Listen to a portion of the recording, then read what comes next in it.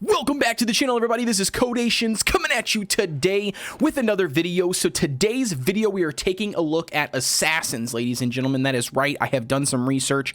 I have checked in and out with some of the in-game players, I guess, mid-game players. I've taken a look at the different skills and the kits, and so today I'm going to pass that information on to you guys. So without further ado, let's check out the video.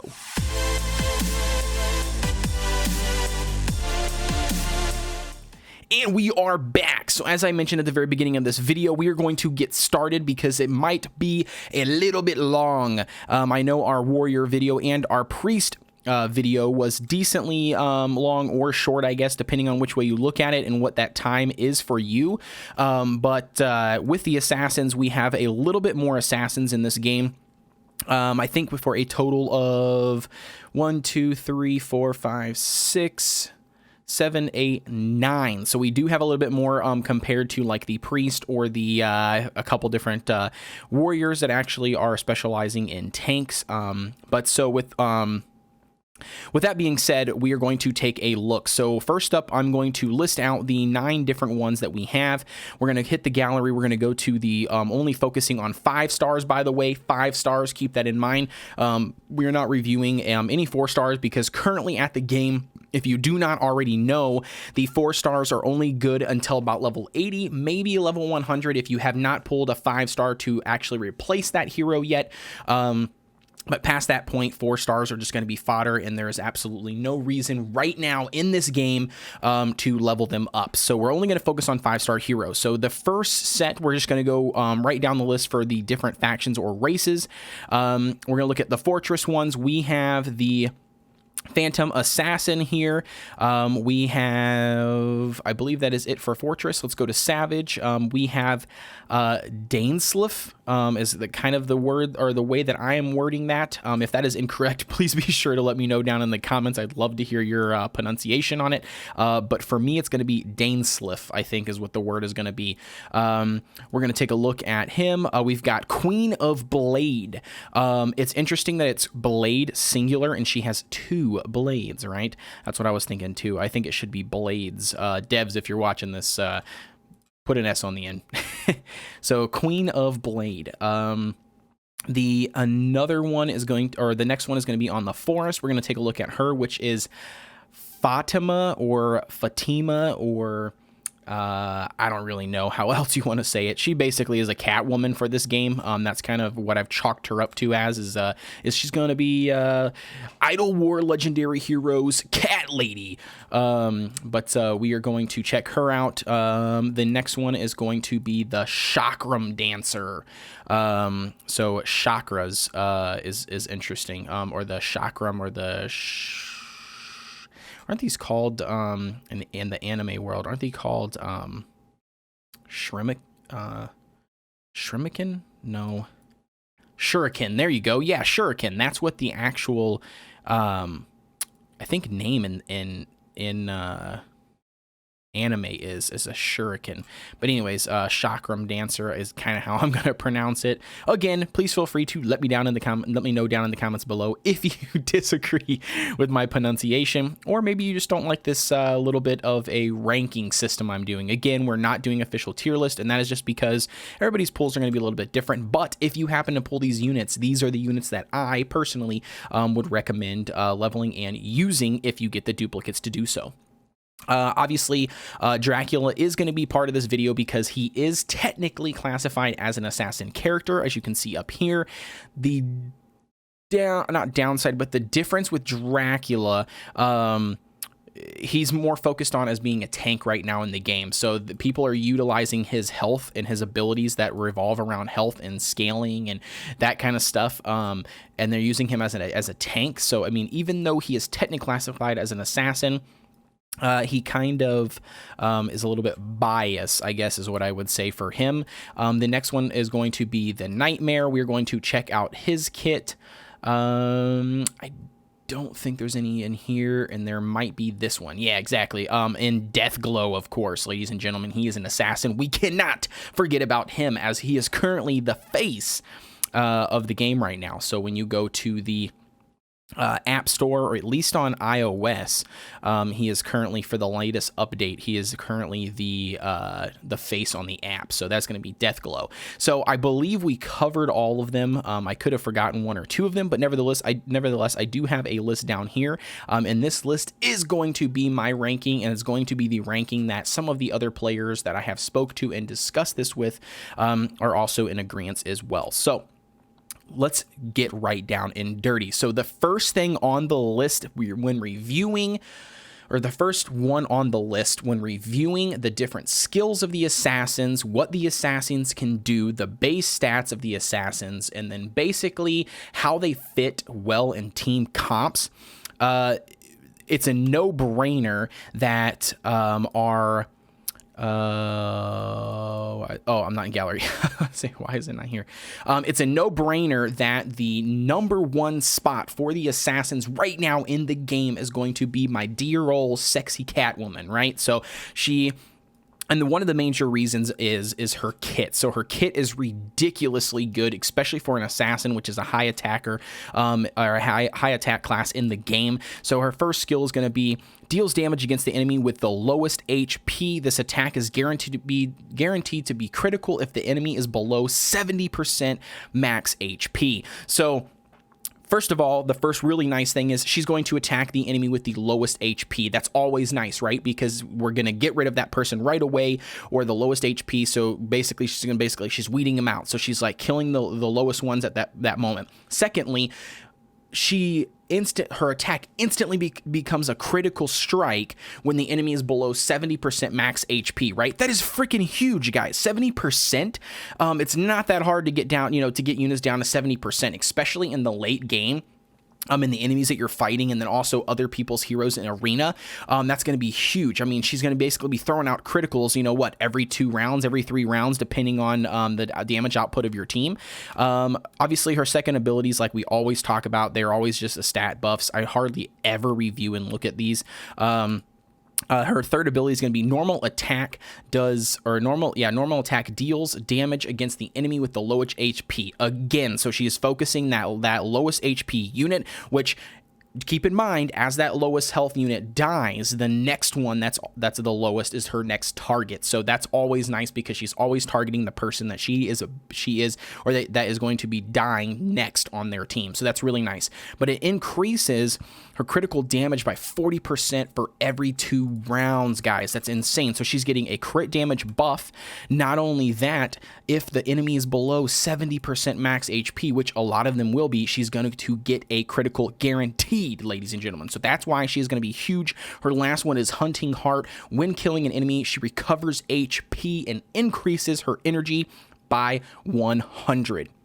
So not only does she get the crit buff, not only does she get a guaranteed critical with the enemy is below 70% health, but she also, when killing an enemy, receives a health, or she receives HP. Okay, so that is why she is going to be #1 on the list. So taking a look at the #2 spot has to be Deathglow. Okay, and the reason why is because his ability to scale is mental. It is insane.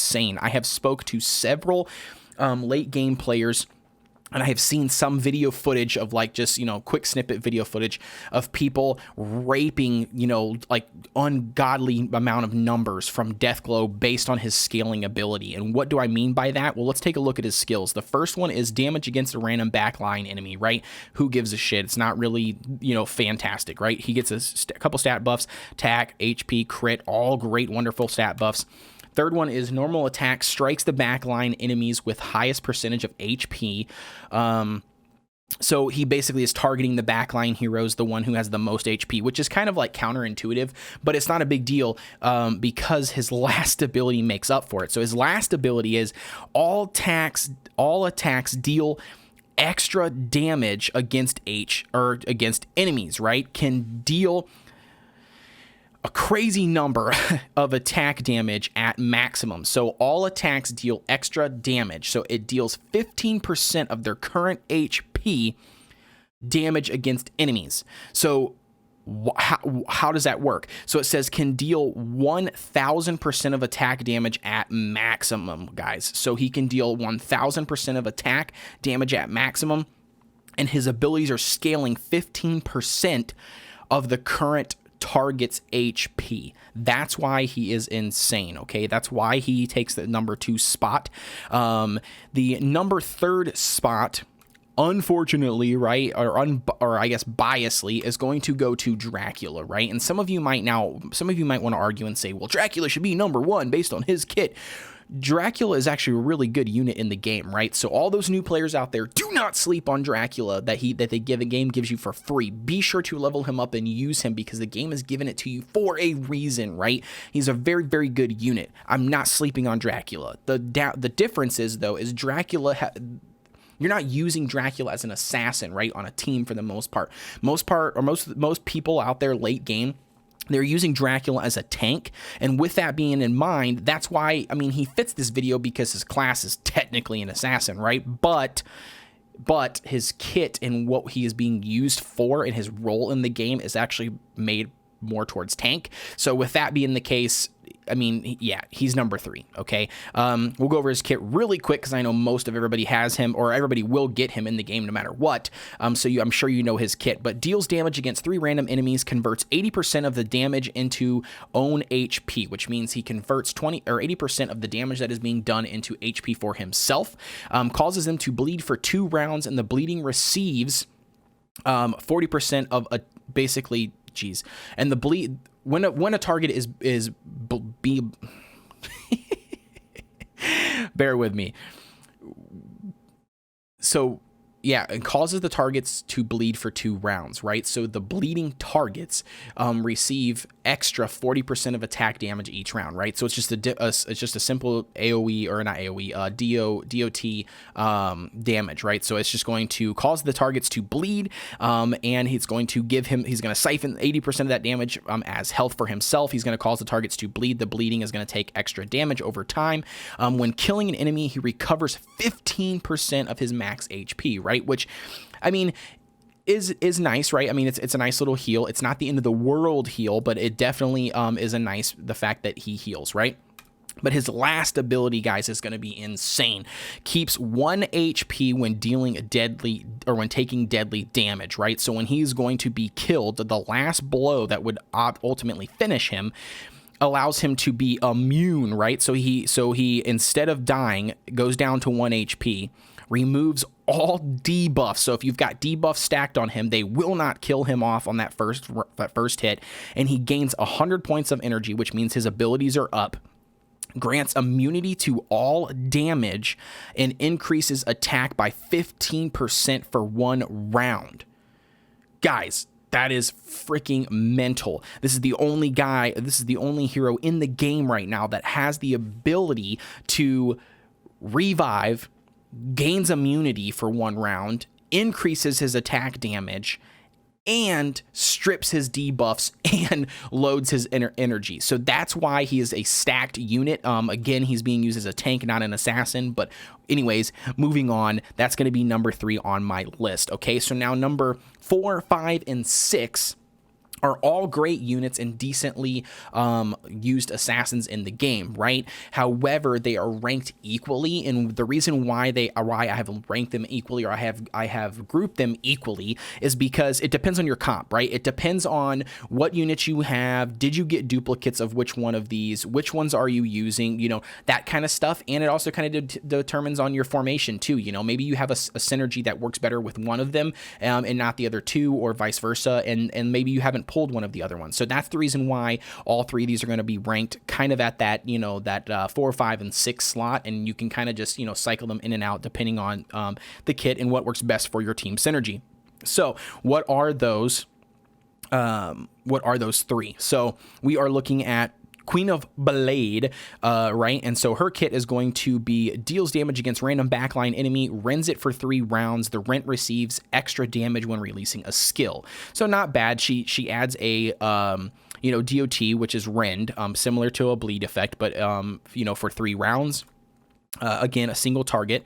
Then normal attack strikes the enemy with the highest attack for damage. Okay, so, or yeah, highest attack for, yeah, blah, damage. Okay, so basically she just, again, targets. She's targeting the unit with the highest attack. Okay, so that's, that, I mean, again, it's okay. It's not the end of the world. Her last ability is when killing an enemy increases 50 action points, rends all enemies for 3 rounds. The rent receive extra 60% of attack damage when releasing a skill of their own. So what that really means is, or what's really nice about her kit, or decent about her kit, is she rends the single target from the back line for 3 rounds. Then when she, let me see here. Yeah, and then when she successfully kills an enemy, she is then renting all of the enemies for 3 rounds, increasing her action points by 50, and then she is then, like I said, renting the rest of the enemies. So she's not bad. She's a good unit, but again, she's not going to be the best unit. Of course, that goes to my lady Catwoman. The next one on the list, are the part of that 3, is going to be the Chakram Dancer. Deals damage against deals damage against a random backline enemy. Okay, similar to Queen of Blade. Demented for 2 rounds. The Demented receive extra 8% of max HP damage each round. So the nice part about Demented over Rend is that, you know, that the 8% is scaling off of the HP, so that's not bad, because the HP is going to obviously be more than her attack percent. So that's okay.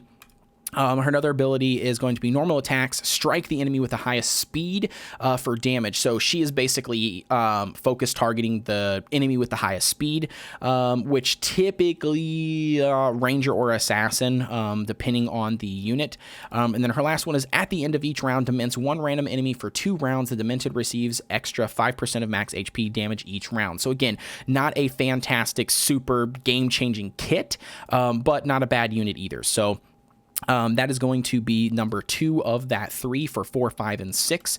And then the last one of those 3 is going to be Mr. Nightmare. So taking a look at his kit, he is basically focused on a lot of poison stuff. So he's a poison heavy unit, deals damage against a random backline enemy, poisons it for 2 rounds. The poisoned received extra 90% of attack damage each round. So that is a really, really nice percentage, right? It's going to be 90% of attack. So that's huge, right? I mean, that's quite a bit of damage.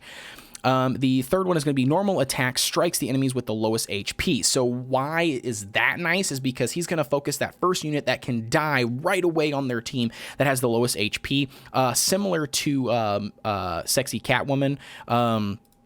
You know, she attacks the unit with the lowest HP as well. So that's a nice little ability. And then his last one is when killing an enemy recovers HP, poisons 2 random enemies for 2 rounds, and the poison received 45% of attack damage each round. So again, that's a nice kit. If I had to rank these 3 in order, I would probably put Nightmare as number 4. I would probably put number 5 as Queen of Blade. Number 6 would then fall on Chakram Dancer, and then moving on to number 7. Is that number 7? 1, 2, 3, 4, 5, 6, 7, 8. Yeah. So number 7, I threw in line with this is Phantom Assassin, right? So if you Google online, I don't know why or when this freaking this website or thing was created by BlueStacks, I think, which is weird, oddly weird. But if you Google the best heroes in Idle War legendary heroes, you're going to get this weird post that somebody had posted from BlueStacks or wherever this is, and they have ranked Phantom Assassin and Queen of Blade as the top heroes. The other heroes are not mentioned, so I don't know if they weren't in the game at the time. Maybe some of these heroes were released afterwards that post was created, but do not follow that post.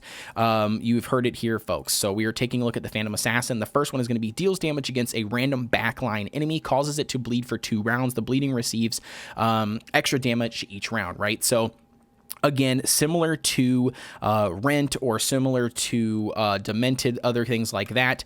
Normal attack strikes the enemies with the lowest armor. So that's going to be interesting because she's one of the only ones that attacks the enemies with the lowest armor, and it's not you know, HP or speed or something like that. So that's going to be interesting.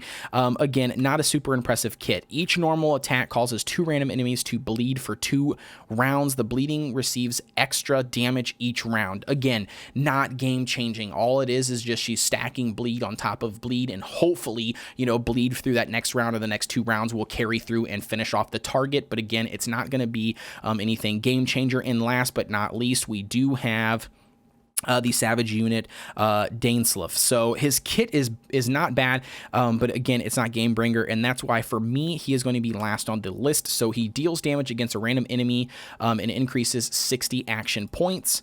Normal attack strikes a random enemy for damage, increases 30 action points, and then when killing an enemy, recovers HP and increases 70 action points. So again, not a really useful kit in my opinion. The action point bonuses are nice because then he gets to use his skills, but again, it is, to me, it is not game changing. So that is going to be it for me, guys. If you guys disagree, or if you agree, or if you like, or if you want to discuss, or if you want to argue, whatever it is we want to do, please feel free to message me down in the comments below. Put your opinion on the video. Let me know in the Discord. Hit me up on Facebook. Whatever avenue works best for you. I would love to discuss it more in depth. I love to get other people's opinions. Obviously, my opinion is my opinion, right? It's not the best opinion, and it's not what you need to do in this game. Never mistaken those two things.